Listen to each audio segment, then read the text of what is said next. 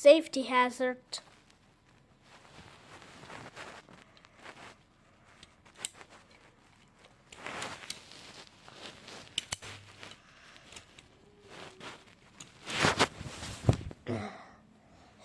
Gonna need 2 hands.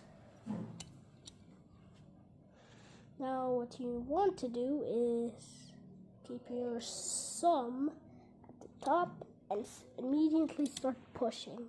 While your thumb keeps it hold, what you want to do is add the staples in. No matter how much the pain is, you can always use your left hand and put it on the top.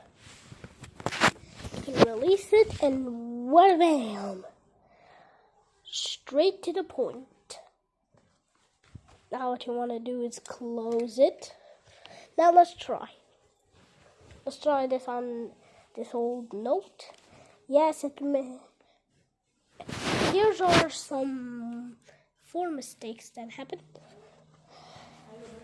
Doing it with too much pressure can lead to it exploding.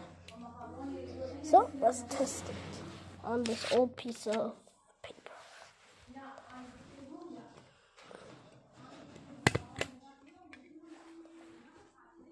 There you go. There you go. It's stapled.